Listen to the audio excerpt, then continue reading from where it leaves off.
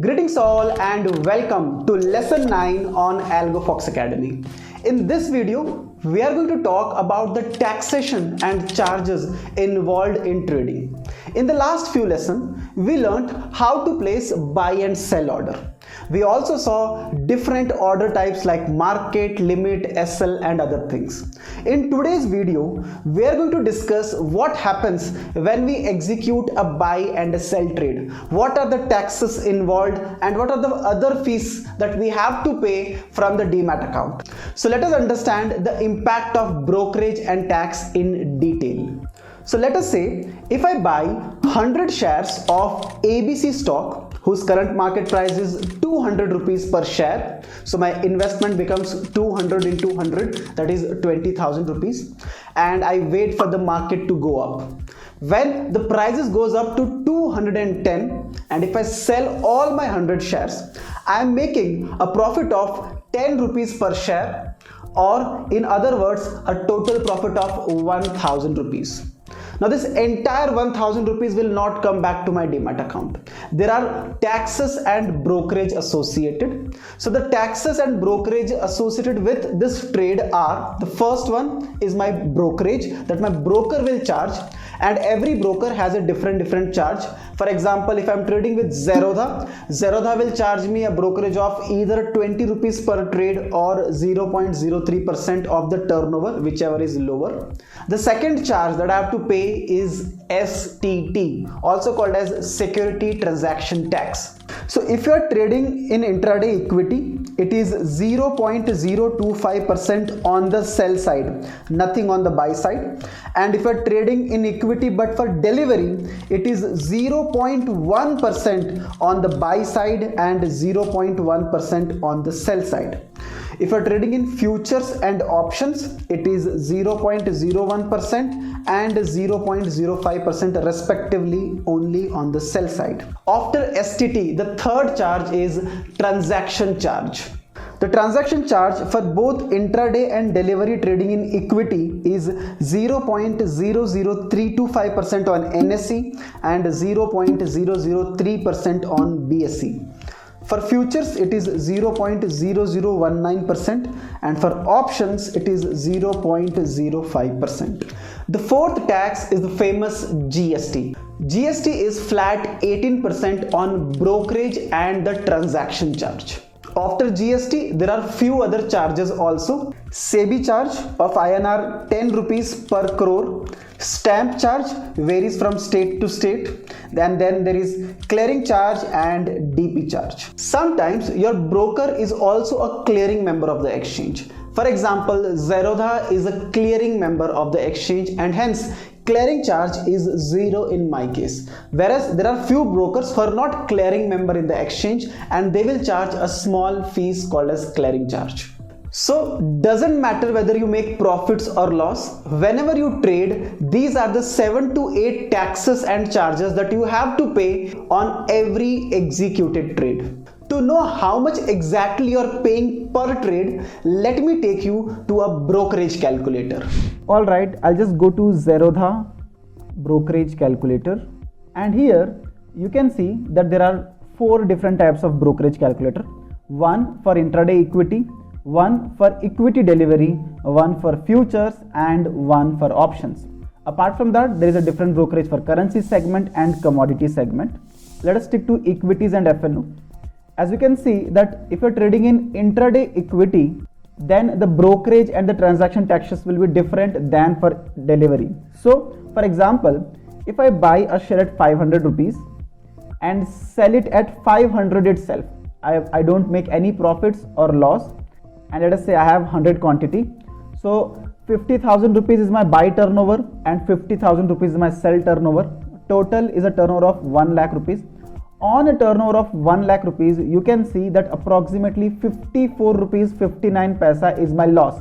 Now this loss is because 54 rupees is paid in the form of brokerage and other taxes, where you can see brokerage is 30 rupees, STT is 13 rupees, exchange transaction charge is 3 rupees, then GST is 6 rupees, SEBI charge, stamp duty, etc. And if the same trade, if I do it for delivery, that means if I hold it for more than a day, then let us say I buy the share at 500 and the next day I sell it at 500, and let us say I have 100 quantity. You can see now the total taxes are 128 rupees. Although Zerodha does not charge anything on brokerage for delivery, the brokerage has become zero. In the last case, brokerage was 30 rupees. In spite of 30 rupees brokerage, the entire tax was amounting to just 54 rupees. However, here in the case of delivery, the brokerage is zero, but in spite of that, I am losing approximately 128 rupees, where main charge is the STT charge. You can see in the intraday, the STT charge was just 13 rupees, whereas here it is 100 rupees. Apart from that, you have DP charge and all other small charges that accounts for the total loss to be 128 rupees.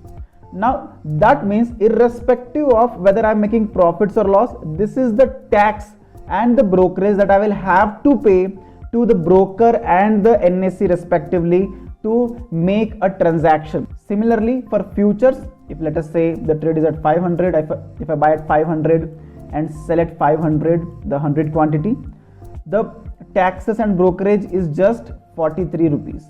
And in options, if I do the same, then it is 136 rupees. Here the exchange transaction tax and STT is quite high, and apart from that we also have 40 rupees as brokerage as well. So this is how different segments have different brokerage, STT, exchange transaction charges, clearing charge, GST, which accounts for total profits and loss. So whenever you are taking a trade, you can come here and check how much you are going to lose in the form of brokerage, and your agenda should always be to make more than whatever you are paying here in the form of brokerage and taxes. Else, in spite of making profits, you will end up losing money in the market. Alright, so after all the taxes and brokerage that we have seen just now, there is one final tax that is also applicable at the end of the financial year. And this tax is called as capital gain tax. Now there are two types of capital gain tax. One is STCG, other is LTCG. STCG stands for short-term capital gain, whereas LTCG stands for long-term capital gain. You see, if you're holding a share for less than 2 years and if you're buying and selling the shares within a span of 2 years, it is called as short-term trading, or also called as simply trading. Whereas if you're holding a particular share for more than 2 years, it is no longer called as trading, rather it is called as investing. So if you're trading, that means if you're buying and selling the share where you're holding it for less than 2 years, it is called as short-term trading, and hence short-term capital gain will be applicable. And if you're holding a share for more than 2 years, then it is called as investment, and long-term capital gain tax will be applicable on that. STCG is flat 15% on the profits. That means, for example, if you are doing intraday trading or trading in futures or options, or if you are buying and selling a share where holding period is less than 2 years, and let us say you made a profit of 10 lakh rupees in a financial year, it will attract flat 15% tax irrespective of your tax slab, and hence you will have to pay 1.5 lakh rupees additional tax upon all the other taxes that we have seen.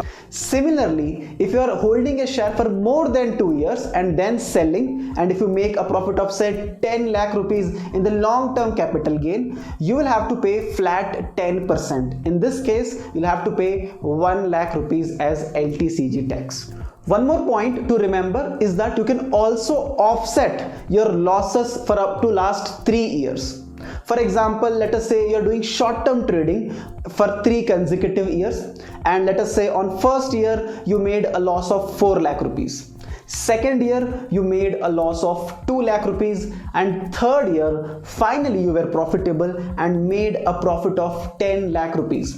So if you offset your loss for year 1 and year 2, your net profit will be only 4 lakh rupees, and hence STCG or LTCG will be applicable on 4 lakh rupees and not on the entire 10 lakh rupees. So this was a brief introduction to the taxes in the stock market. For any other tax related query, comment in the comment section. See you in my next video.